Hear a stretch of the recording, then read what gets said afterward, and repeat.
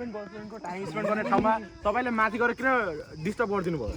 किनकि हाम्रो गर्लफ्रेन्ड छैन सर्वप्रथम त्यही भएर गर्लफ्रेन्ड हामी त्यो डिस्टर्ब गर्न गयो त्यो चुम्मा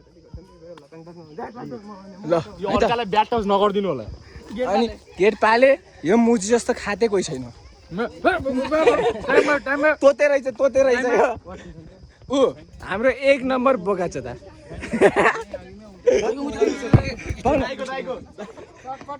चटपटे आयो भन्नु न।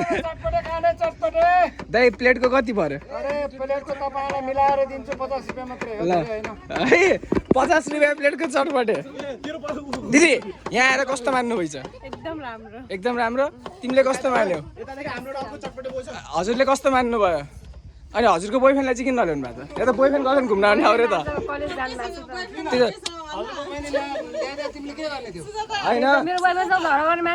होइन तिम्रो पोइ त। दिदी कस्तो मान्नु भयो यहाँ आएर?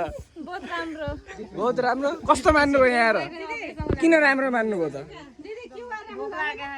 त्यही भोक लागेर राम्रो मान्नु भयो? तपाईँले माथि कपाललाई डिस्टर्ब गरेर कस्तो लाग्यो? सबभन्दा अगाडि जाने तपाईँहरू न, सीताको कपाललाई डिस्टर्ब गर्ने तपाईँहरू। सरापै होला नि, किन दौडी दौडी गएको थियो त माथि?